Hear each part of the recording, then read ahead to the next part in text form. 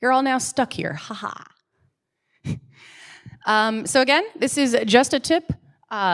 Build your very first threat intel platform. All right, this is today's plan. No need to take a picture of this slide at least. But this is kind of what we're gonna be going through. This is an interactive talk. I will, partway through this talk, literally shut up, get off the stage, and walk around and see how many of you are answering work emails and how many of you are actually following along with the exercise. Because I'm mean. No, I don't believe a lot in just standing up here and not giving people a chance to talk. I really want to build in people actually giving this a try, because I know everyone's going to be, man, I heard about this really cool thing at BSides. I'm going to go in, and then Monday hits and you hit all your emails and then you don't actually have a chance to try it. So I wanted a chance to have some of these more technical exercises actually be done in an opportunity in a room where you have a chance to actually ask some questions. So a little bit about me, super quick. I do threat analysis at Fable Security.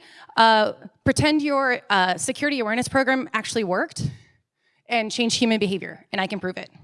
That's the TLDR. But I'm in charge of making sure that we actually know what's going on, how people are manipulating your employees, yourself, and then what we can do to then deliver and make sure that people know what's going on. I've done threat intelligence at Geico, Blackpoint Cyber, Avanti, multiple other places, and I've spoken at some places. And please feel free to link with me on LinkedIn. And if you're my coworker in the audience, hi, your stuff is in here.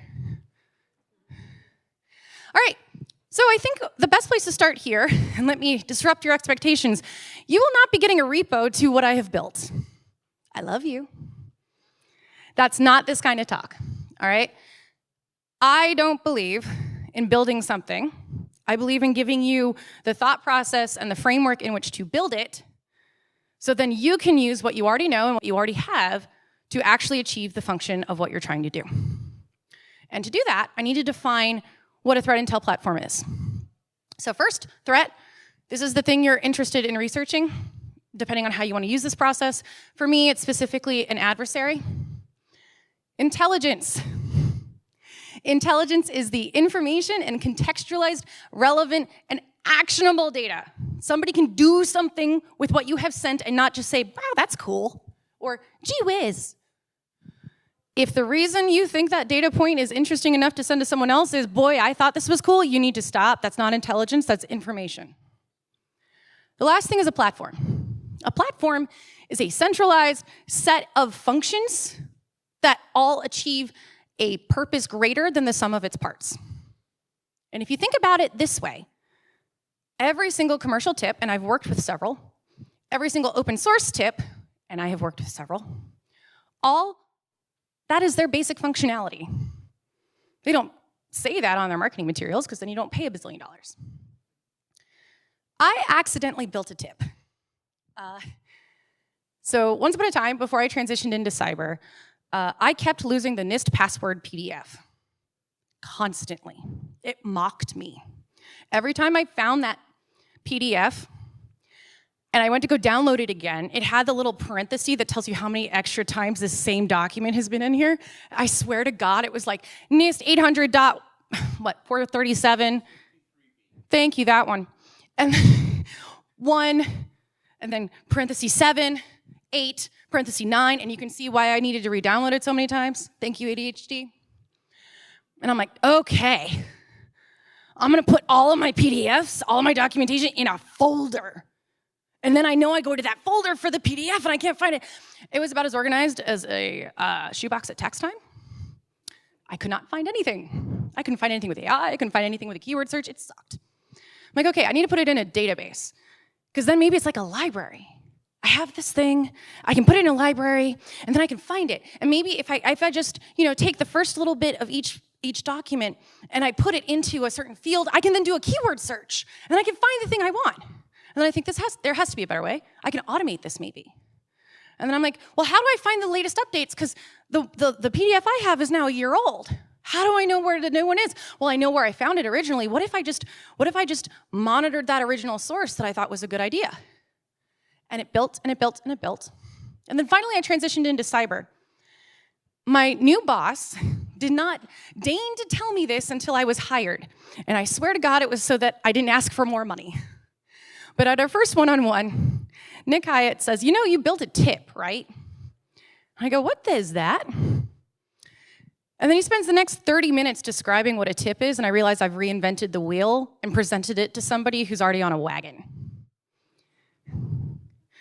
But the bonus part to having built a wheel accidentally is that I can explain to you why the wheel works the way it does, why it has spokes instead of being a solid wooden piece, how you can replace it and reuse an axle in different ways in order to make it spin faster or do better. And so that's why I'm not giving you my tool, because it sucks. Well, the original one did. The process itself, though, I've kept. And I would challenge you guys, as you go through this, think about this as a process and what you already know and can do. So, to explain then, every tip has this same process. You can at me later, bro, but I'm going to maintain this. You find a source that has new information. It'll enter a feed of some sort, a channel, if you will. You'll triage it from some sort of board, maybe a dashboard, and if any of you say single pane of glass, I'm walking. Automation is able to extract structured data, like metadata, all the important bits you want. You store it in a database. And you send that intelligence then, once you review it, to the people and tools that need it. Distribution is a part of TIP. You can then use that data to do some really cool things. This is a human-based impact of Alpha V that I did up in 2023. It references a whole bunch of specific articles and press releases and interviews of people who were impacted that weren't in the technical write-up, because all the technical write-ups were focused on what it could actually quantify, because DFIR has been trained by legal. These are all of the soft costs that convince executives to actually do something about tech. They don't give a shit about what the actual technical impact is, no matter how bad you know it is. This is the storytelling they need, and that was the information I needed to find quickly. Today at Fable, we're actually starting to use the same process here. This is a screenshot of our dashboard in progress before it's been cleaned by me, which is another story. Oops. So, if you remember nothing else from this talk, the first thing is that information is not intelligence. Intelligence is contextualized with what you know, what the organization needs, and what can actually be acted on. And I will specify that action does not always mean somebody actually does something. It's just not decision through inertia, right? As a threat intel person, raise your hand if you've ever worked in threat intel or had a friend who whined at you about it. Yeah, okay, that's fair. So one of the most frustrating things you'll ever hear is an executive got it, and then they didn't do anything about it. My next question is, do you know if they read it? Do you know if they consumed it? Because if they read it and consumed it, and then still decided to do nothing, you have still done your job as a threat intel person. You just need to make sure that that information is packaged to them in such a way that they can take action. No action is still an action. They have information you don't. But you have to make sure it's packaged for them in that way. A tip is not an information hoard. Guys, how many people have downloaded a PDF recently and not read it? Yeah, I've got a really cool study that I really need to have time for. Just because you have the information does not mean you know it, and does not mean you can claim the authority just by having it. That is when it becomes a hoard. That is when you become a library dragon. And unless you want to be Marion the librarian, you are as false as the Music Man.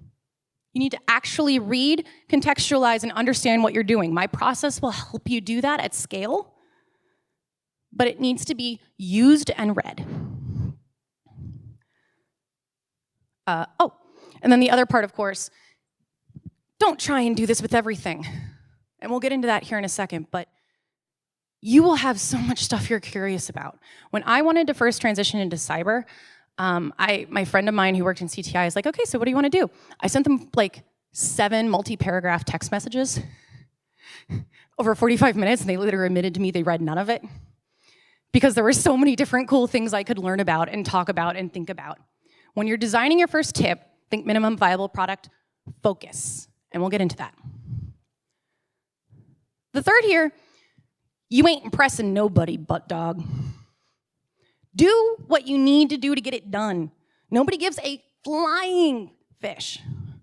Whether or not you actually coded this thing by hand, if you vibe coded it, if you had to use a WYSIWYG automation, whatever the hell, my shit works, dude. It does what it was meant to do. It gets the information to the people who need it and actions taken on it. I have no pride on, how this was assembled exactly. I'm not elite coder. Use what you know and what you have, not what somebody else thinks is impressive. Because these tools are for you, not for someone else.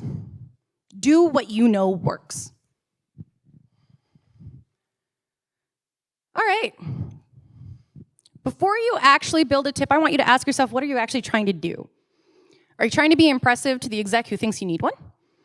Do you have a lot of information right now that you can't sort through? Are people not listening to what you need? Did somebody say, boy, I'd love to have our sim do playbooks in our SOAR, but oh, alas, we need a tip for that. Do you? So you need to figure out why you're doing that. And for traditional cybersecurity context, you need to figure out what you're securing. So your tip should not be collecting, let's say, Mac OS vulnerabilities, no matter how hot they are in the news, if you don't have Mac OS in your environment. That's a very blunt example, but you guys all know what I'm talking about. Half my job at a previous employer that my coworkers worked at was, by the time I left, was a third of messages going, executives, please calm down, this isn't in our environment. Politely. Third, who or what are you sending your intelligence to? Are you sending it to a tool that needs the metadata formatted in a certain way? Are you sending it to executives who will not read what you send unless it's about 100 characters? Are you sending it to fellow technical people who will ask you where your source is because they don't want to do the extra thing you're asking them to do? Are you sending it to Casey in customer service who doesn't really need to know all of the details? Casey just needs to know what she can do in order to protect the company. What do you want them to do with it? If you're sending intelligence without giving the person who's receiving it an action, that is a gee whiz moment and you need to stop. It's dumb. People do not care what you think. Because that was my biggest mistake. When I first built this, I was super excited and I wanted to share and help. I have people in this audience who were harassed when I first built this. Please do this thing, right? Look at this cool thing I built. I'm adding stuff to it all the time. Surely this will help you. But I organized the information by what was interesting to me, which was inconsistent for their environments and their needs and what they wanted. My very polite friends signed up and then never read anything because they didn't care about what I thought was interesting. So it's your turn. We don't have to do this now. Go ahead. This is a slide I would recommend you take a picture of. Before you ever start a process with a tip, whether my process or you build or implement your own at work, figure out why you need the tip. Figure out exactly what information you're going to collect and be specific about it. Don't say vulnerabilities, say what kind of vulnerabilities. And then what kind of vulnerabilities you most care about, for example. Who will the resulting analysis be receptive to? Is it a person? Is it a tool? Pick one to start and then triage from there. And then ideally, what happens because they got it? What is the action you want someone to do or think or believe because of the information that they then received? All right, sources, this is my favorite. My former English major self is very happy right now. Many people, and I'm going to put a caveat here super quick, I don't do dark web stuff, I'm bad at that. It kind of freaks me out a little. So I don't do dark web. This process can be adapted for dark web, absolutely. However, most of the time I'm dealing with open source intelligence, freely available information. I personally can't afford the really expensive finished intelligence feeds, so I find it wherever I can. A lot of times I find really good sources through secondary sources. And when I say secondary sources, these are media outlets that report on the primary sources and the conclusions found therein. There's two reasons you don't want to focus on the secondary sources. The first, they are late to the punch. As a threat intelligence person, you want to be able, and anyone in general, would like to know what's going on before it hits mainstream news, before your executives start freaking out with the latest headline, so that you can take action before things really hit the fan. The second reason is bias. Now, every source has bias. You will never find an intelligent source of any sort of information with bias. Had this happen the other day. There was Vercel. I don't know if you guys heard, but in the last week, Vercel got hacked. Somebody was trying to sell Vercel internal data for about $2 million on the dark web. They built an entire profile that said it was Shiny Hunters. Except that bleeping computer Shiny Hunters contact said, no, that ain't us. Guess what, guys? Criminals lie. That's just a gross example of bias, right? Secondary sources have a really particular bias. A lot of the time, they want eyeballs, they want headlines, they want to sell more ad space, which means that they come up with the most bottom denominator, extreme version of whatever that primary source material is in order to get people to look at it. That means that the information you might need isn't in there, even as it inflames your execs. So, go to the primary sources, which I will also add are also biased, because remember, no source is pure. Primary sources have competing motives, right? Why would a cybersecurity vendor hire people to spend millions of dollars of resources and of salaries in order to provide research for free? Well, they want you to think well of their team to then buy services, right? Why would a security researcher release a proof of concept for free? They're incentivized to be well received and have someone believe them so that they gain notoriety, they get more bug bounties, et cetera, et cetera. Why would a threat actor claim to be part of a group that the group itself denies so that they're taken more seriously, et cetera? Why would a cybersecurity vendor send me to talk about something that we don't actually sell? Every source you will ever encounter has bias. Remember that and triangulate when you can. So, great way though to find primary sources. Look on the original secondary source. They often have hyperlinks, and you will find exactly where they're citing. And if they don't include hyperlinks, I would immediately start distrusting them because they're incentivized to keep you on this site. But you can often find things like security researchers at Spark said da-da-da-da-da, and then you can go online and look it up and try and find the original for you. And then you can bypass that particular secondary source as you are manipulative, please stop.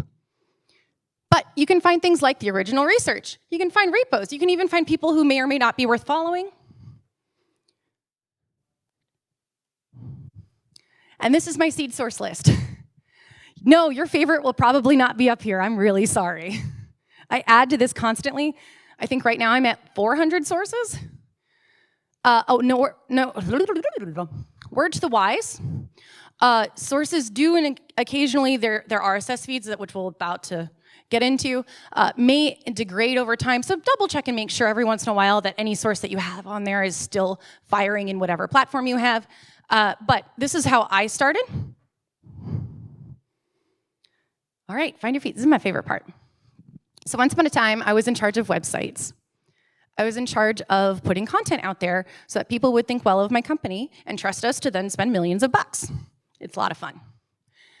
One of the best ways in which I managed to put out content consistently was through a blog roll. That requires an RSS feed. But they're hidden in the back.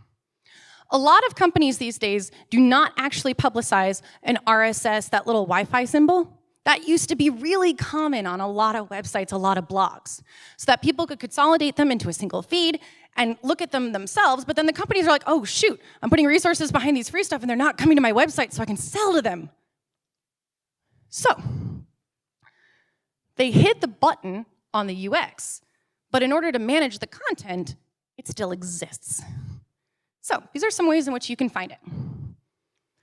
First of all, you can make your own with Google Alerts.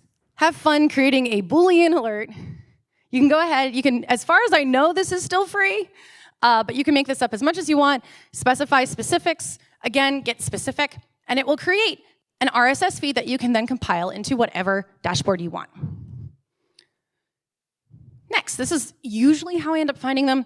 You're gonna right-click on a web page, go to View Page Source, not on the blog itself, mind. So if you find an article, so like that original article by Microsoft, right? Don't try this on that page.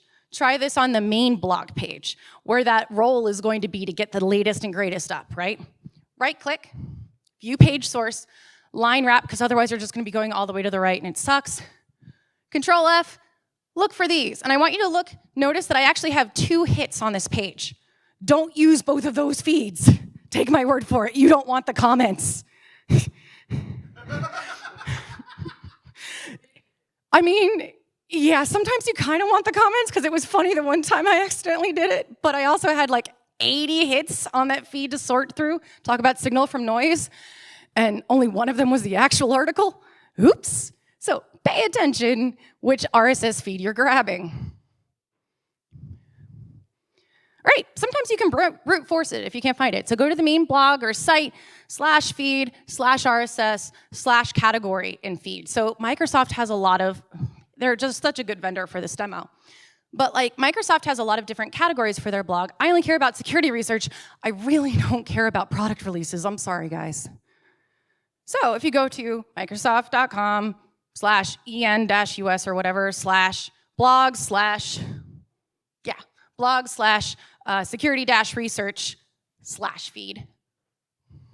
You can often find that. Oh, I did. I actually did that off the top of my head. That's pretty good. Okay. This is a last resort, because this gets really messy, and people who are better coders than I can parse this more automatically. But worst case scenario, one of the biggest reasons vendors put out free information is to rank on Google for free advertising. People who are asking for information to answer a question, and if you're the one who teaches them the answer, the more trust you build up with your prospective audience, which means they have to present the information and their website structure to Google and any other search engine, including GenAI. Don't get me started on GEO. That will be actually receptive and able to be understood and parsed through and presented to the right person at the right time. That means they have to build a map. So literally use the robot text sitemap to then locate that feed information. Your turn. All right, everybody. Raise your hand if you got a laptop. Cool. All right. I'm going to shut up for 5 minutes. I will walk around. Go ahead and find a research blog or an article, a secondary source. Maybe there's a Hacker News article or The Wired put up something. See if you can find a good primary source, and then see if any of these tips or and tricks of ways to find the RSS feed will actually work for that. I have no idea if it will work for what you have picked. Worst case scenario, Google Alerts is a thing. So I'm going to be quiet for like a couple minutes.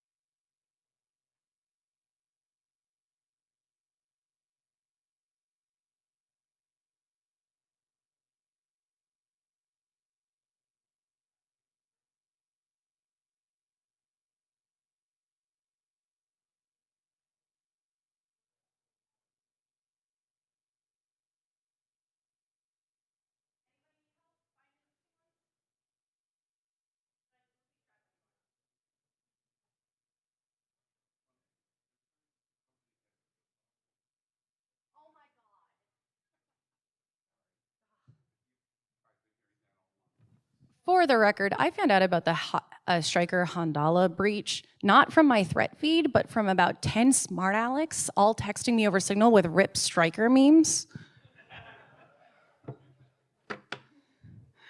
It was a very interesting morning. And then I had to put a disclaimer in the analysis going, I'm not actually related, I don't have insider info. Love y'all. All right. So, as I have been reminded, I will periodically suggest ideas for tools in which you can use as part of your own process if you don't already have an idea. I cannot personally vouch for the efficacy, the security, the privacy, the freeness of any of these options. Use at your own risk, please. Do your own threat intel analysis. And if you have ideas of new things to add to this, please do let me know. But again, I cannot vouch for the security of any of these items. All right, remember how I said just collecting the information isn't enough? You actually have to read the stuff. Again, it's really tempting at some point when you get a tip to go, I've plugged into all the channels, I'm gonna get the latest information, and I'll know exactly what I'm looking at. Fuck you, no you won't. And this is often the reaction I get from people who say, like, how do you do this on a regular basis? Caffeine, hyperfixation, occasionally medication. No, you make it work for you, which is, again, when I say you need to really narrow down what you're actually collecting information on. You don't want to be constantly sorting through, oh boy, that's nifty. You want to be looking for one specific thing at any given time, which means that your noise to signal ratio is going to go down the more narrow your scope becomes and who you're trying to talk to and what the information you're trying to get is. So, this happens to be a screenshot of my dashboard. I happen to use Feedly occasionally, not for all use cases, but I was modeling my original. So, my original tip had these different boards on Feedly. And you can see here that I've kind of described what each of these are. This is important later for automation. The more you can sort during triage into specific boards and buckets and whatever, you can actually automate certain variables to appear so that you can trigger other automated sequences. For example, I really like reading vendor reports because I'm weird. Really, really do. People work really hard on those, and there's lots of really good information in there that headlines often miss. But my system cannot download a PDF for me. I have to go in manually and do it. So if I mark an article for primary resource drill down, that gives me a task later personally to go back through at lunchtime or something and fill in my information in the form and then download the PDF to add it to the system. Here are some feed collection options. Think about what you already have access to. You don't need to buy something, you just need to make sure it integrates with what you already have and can use. And again, I know there are more sophisticated options out there, and if you know how to use them and want to use them, great. If you want to use this as an exercise to test certain parts and learn new skills and an excuse to do that, that is equally fantastic. This was actually my first introduction to ChatGPT, doing this project, which I'll get to here in a sec. But remember, you're not impressing anyone. Just do what makes sense and will work and you can maintain. Don't feel bad if it's not, leak coded in Python or Rust or whatever the hell. Just do what works. All right, so how are you gonna automate this? Because again, this is how I can do this in about 15 minutes in the morning going through my feed collection, not actually spend all day on it. Most online information, now again, I'm gonna reiterate, this process can be adapted for dark web. But I'm an internet gal, I'm a clear web gal, so most information on the internet has this metadata in the back end. These are the basics of what most web pages will have in any given way. And this is a good moment for me to also discuss confidentiality, confidence levels, etc. I will repeat this later. Do not use this for internal purposes unless your entire system is built internally. If I catch anyone putting crown jewel reports, product maps, financial statements into this process of an externally exposed whatever the hell, I will disown you. And that's really important, right? You're going to find that this process can be repeated in multiple different ways, but you can't always use the same platform to do that same purpose. What I'm describing right now is really well suited for open source things, so clear TLP, excuse me, things that you can share, are generally well known, etc. You can adapt a similar process for TLP Amber or TLP Red, things that are on a need-to-know basis or an only-know basis. Make sure you know what kind of data you're putting in. Remember how we did that source data check? View source data? This is a really lovely example of the types of metadata that's coded in just about every type of HTML page. You know, the really dorky, lame coding that nobody likes to do because they think it's, they're above that. Bless all of the website coders. Schema.org is a nonprofit library founded and funded in part by Google, actually, and some of the other corporations, to help standardize back-end metadata. Use schema.org to find interesting metadata tags that you can then use in automation to then pull additional variables of the types of information you have. Now, is this required by every web page? No. Do most good web pages have it? Yes. So it'll be hit or miss. For example, not every web page actually has a meta description, which sucks, which is why we get to my automations. One of the automations actually will generate a description if it does not detect one. But this one specifically, the first one, this is how long that initial automation ended up being. It gets really long. I used Zapier for this at the time. This is Feedly to Airtable, which was my database holder, which we'll get to in a second. And it will spin up ChatGPT summaries for me because I thought the descriptions I was pulling were lame. And the basic thing was, okay, a new article enters a board. I'm going to drill down filter. Is this one of those things that I can put directly into the database as is, or am I going to have to do something else with it? And then I would like you to create a database record using automation. Here are the different variables that I can do, and you can see Copilot. Copilot is in there, and ChatGPT was in there when I was taking the screenshot, and so was Claude. This is Zapier. They want to integrate with everybody. So this is what your automation can do oftentimes with the initial, and what I would recommend the baseline tip be. It will be able to extract metadata. It will be able to preserve relevant information, which is a really interesting point a friend of mine actually encountered following this process. And it will be able to store in your chosen database, whatever that happens to be. Do not assume just because you have the URL that that information will always stay there. There are two main reasons I recommend this. And the first, in the cybersecurity context, is that when consultancies or companies get eaten by other companies, they often will take things offline that either do not suit with the company corporate culture of the buying entity. And so all of that data will now be gone, and you will have a 404 error on your URL of that resource you swore you were going to look at one day. And that actually hit a friend of mine who was trying to do something similar. He didn't download the PDF versions of those pieces. The other version is, the second reason, rather, is our administration. People like whitewashing the internet, and they think they can change the narrative if they take it down. Don't let them. So this is what your automation can do next.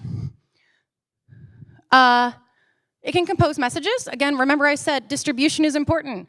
If you format your database correctly, it can actually start to automate messages with templates and form fields and merge fields and all that fun jazz.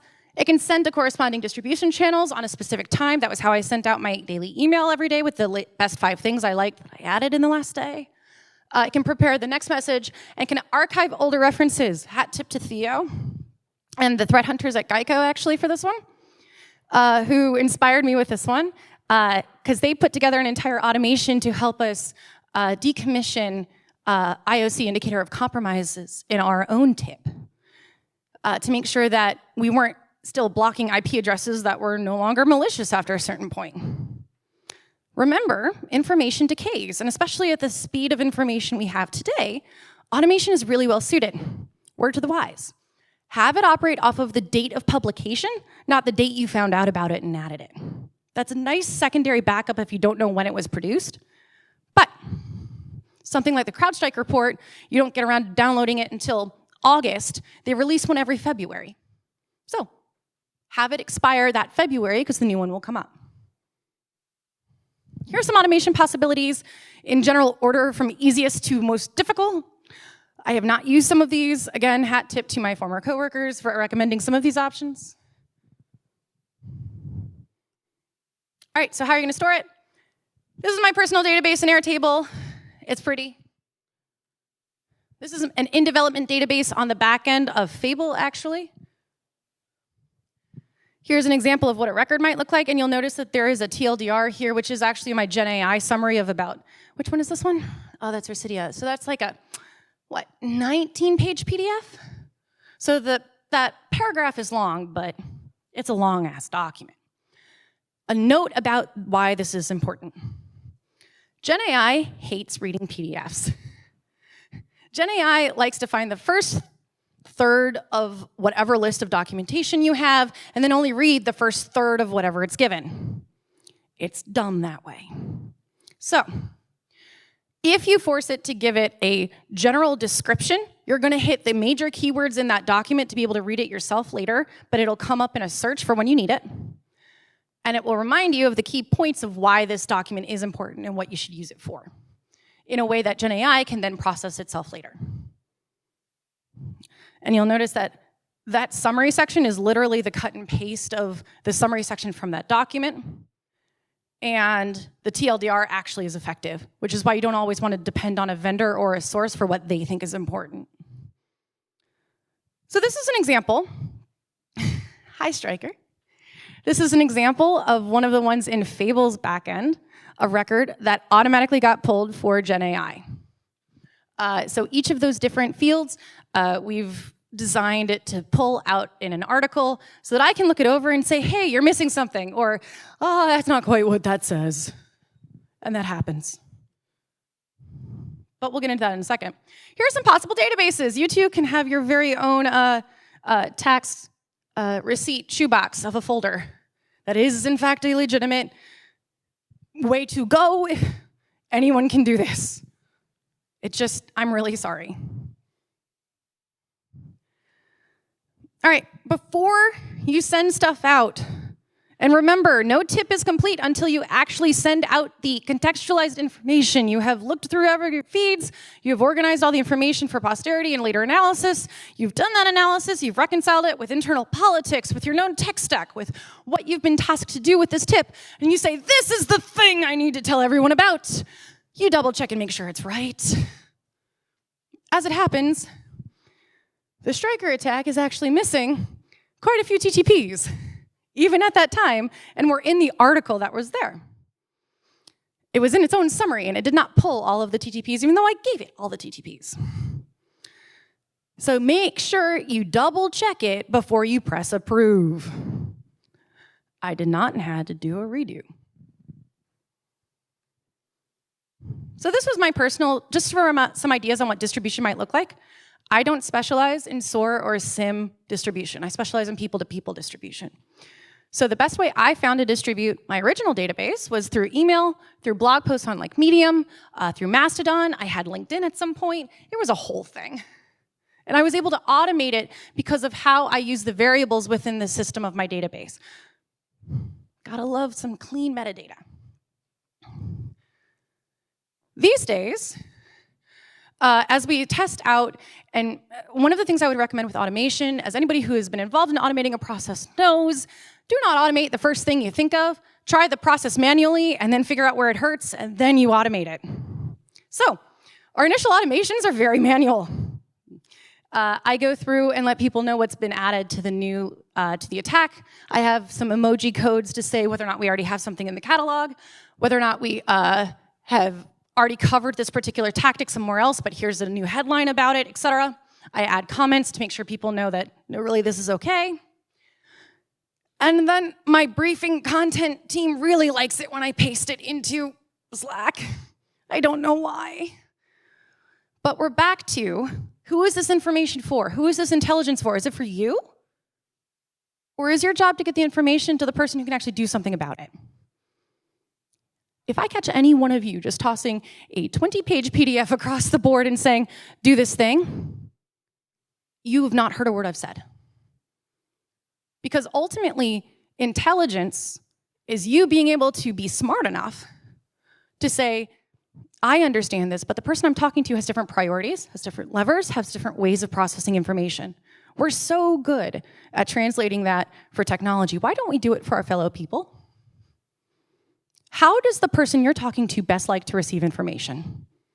What is the best way to convince them to actually process the information and make an active decision instead of just relying on inertia? So, how do you actually distribute this stuff? You can open up your mouth, raise your hand. Internal chats, public blog, tool APIs. Tools are people too in this case, maybe agents. Social media, intranet sites. I was petitioning for our, at one of my previous jobs, I was petitioning HR to actually involve CTI to be involved at initial onboarding and to get our intranet site going. All right, so I've got a 10-minute warning, so we're gonna go through this a little quickly. What can't Gen AI do, asterisk, out of the box, without a lot of refinement, et cetera, et cetera? It will not be correct all the time. It will not find all of the sources. It plays favorites constantly unless you're actually building out a graph and all of that fun jazz. It has a lot of difficulty applying multi-step directions, and it will skip really important things that you think it already covered. It cannot convert information into intelligence. Oh. Because you're never putting internal sensitive data into this stuff unless you know for a fact your model is okay. And if any of you are smart enough to deal with AI drift in your models, so you think you can host it personally and still use it for a business use case, you are brilliant and shouldn't be here.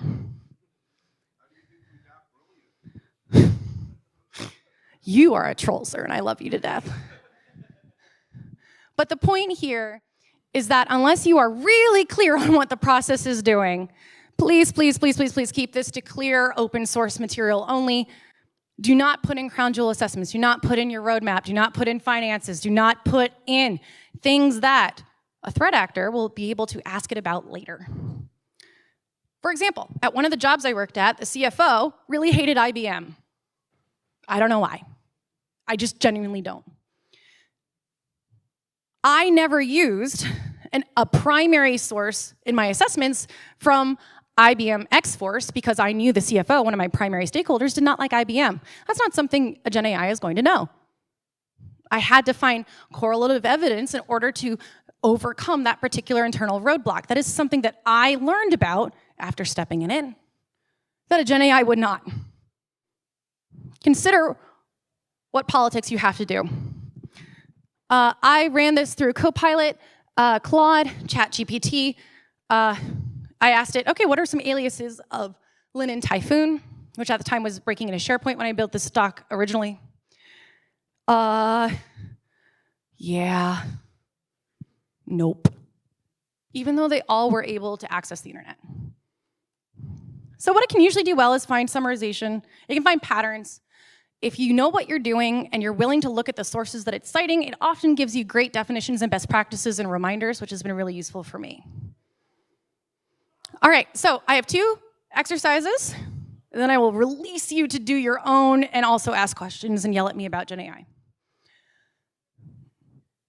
Look into the Xerox copy problem. This is why you want to look at a new chat instead of just asking the same prompt in the same chat every time. This is actually the real prompt that I use to summarize articles. It works pretty well. If you find it a different version that works better, let me know. Now, do your own version of the Linen Typhoon question. I'm not sure there are actually 20, and you will find that Gen AI bots really like making you feel good, and they will come up with random ones just to make you feel nice.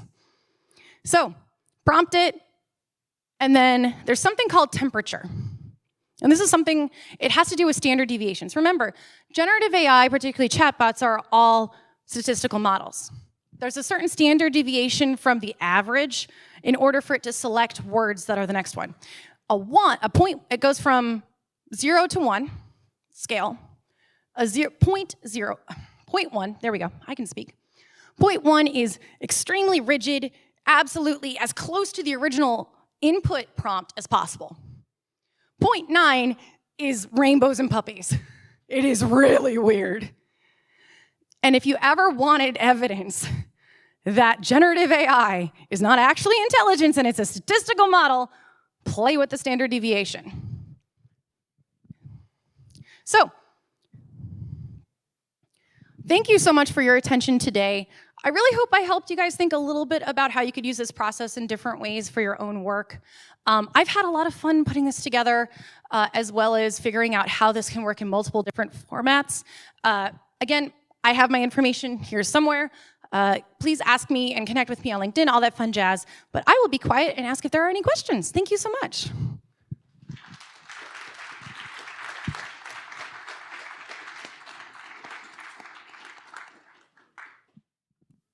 Yes, sir.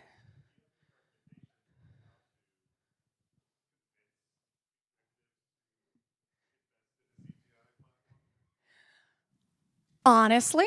Okay, so the question was, how do I convince executives to invest in a CTI platform? There's two answers to that. The more practical answer for you is to build a minimum viable product, show them what's possible, and then let the pain points make themselves clear. Oh, I'd love to do that for you, Mr. VP, but I'm just limited by this, and if you want me to build that, I'm not able to do this other thing. And at that point, you can use this as justification to get the good budget. So that's the first answer. The second is a little bit less ethical. Take a leaf from Scattered Spider's book. Figure out what you have access to internally. Read the documentation, find out what your executives are getting bonused on, and then figure out how the outcomes of a tip align with how they're getting incentivized. And because they're incentivized by the money, they're incentivized maybe by promotion or prestige. Use those emotional levers and have it be their idea. So that's, it's not bribery if they're the ones coming up with it and asking you to research it, right? So, but that is genuinely one of the best ways you can do to move people internally that way. Yes, sir.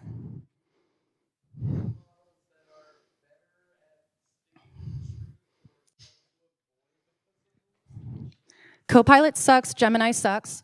The question was any models to avoid or would be closer to hallucinations. And that is hashtag Stryker's opinion, not my employer's or anything like that. And people have done amazing things with every model. People have done really amazing things with personally owned models. My jab at AI drift is a jab, and I'm just teasing. There's some really cool stuff you can do with each of them. I have not found Copilot to be particularly good at this. I have not found Gemini to be particularly good at this, to the point where I can't even use Gemini to search my files. I'm still using keyword searches through PDFs. Google, fix that. And I don't care if you have a better model that you're locking behind money. This is bad advertising for you, so fix it.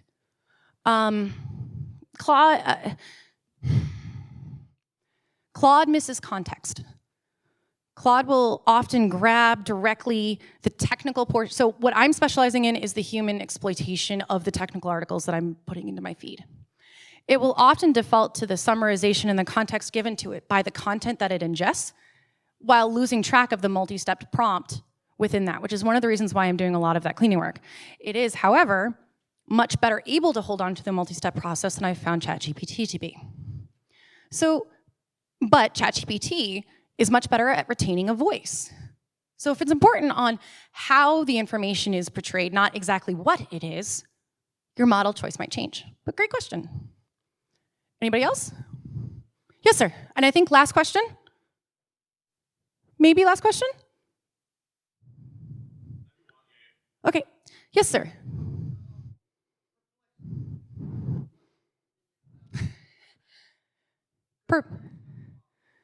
Yes.